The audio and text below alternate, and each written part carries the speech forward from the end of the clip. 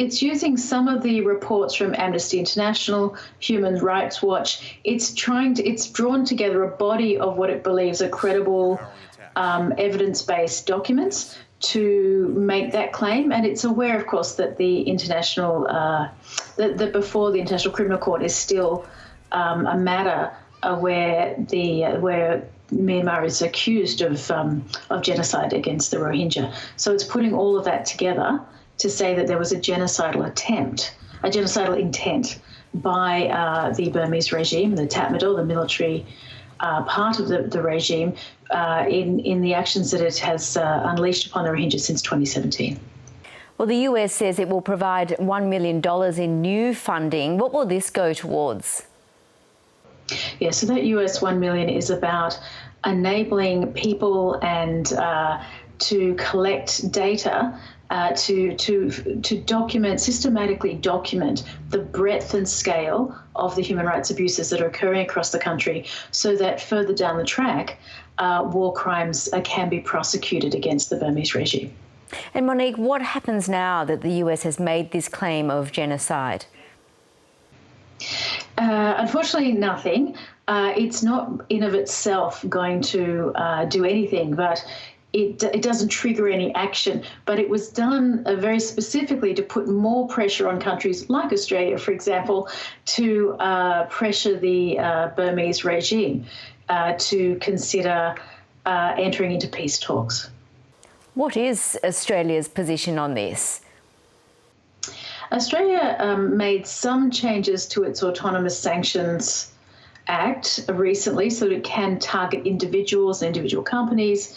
It has, only because it was dragged under an FOI, agreed that it will stop having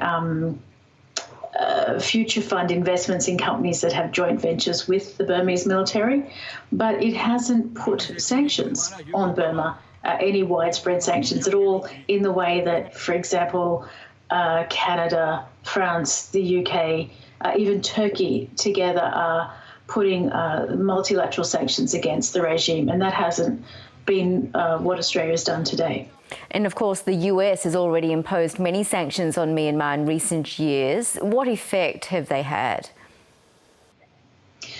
They're beginning, well, they have squeezed the regime of cash to the extent now that it requires its foreign reserves. It has to keep selling oil. It has to, that's where it's oil and gas. So its natural resources are what it has to sell. And the EU has just recently agreed to start sanctioning the gas supply, but those are the ways in which the regime needs to be cut off from its ability to get foreign reserves. What is the situation in Myanmar right now like? Do these alleged crimes continue to be committed today? According to the US, it's still happening right now. It's happening at this moment. There is a major campaign that's rolling across Chianagan, around Sakai areas, around into the north of the state, and as well as the ongoing internal displacement of people in the east. The regime is hunting students who've become what are known as People's Defence Forces, so people who have taken up arms against the regime after the coup on the 1st of February last year. The regime is hunting them, and it is going to cut off supplies to them by razing villages. It's employing weapons from the air, which it hasn't done for almost a decade now. It's causing massive internal displacement. It's causing thousands of people to cross borders into third countries. And it continues to hunt for and detain, to interrogate, to torture, to imprison anyone who is a pro-democracy activist or who gives any aid and succour to anyone taking up arms against the regime. And what can you tell us about Myanmar journalist Han Tha, who's been sentenced to 2 years prison?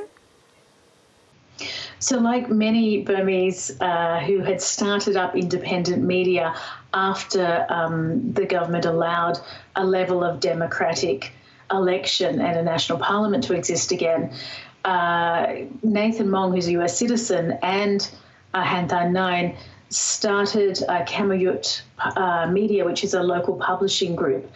And he was arrested on the 9th of March, taken to an interrogation centre, put into solitary confinement and insane. And as you've said, he's now been imprisoned for 2 years. And that, unfortunately, is a very regular occurrence now for anyone who is linked to the pro-democratic forces, and to anyone who dares to promote independent publishing in the country. Just finally, Monique, what does the US's declaration mean for these people? They're amazingly boosted. Their morale has been boosted, especially the Rohingya in refugee camps in Bangladesh.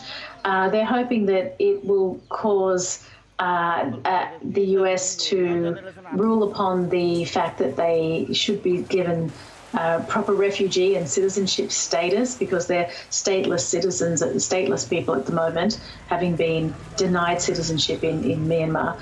And they're hopeful that with the world so focused on Ukraine at the moment, this gives Myanmar people great hope that their cause and the suffering, the same suffering as that of the Ukrainian people, is also going to be remembered and addressed. Monique, thank you so much. Pleasure.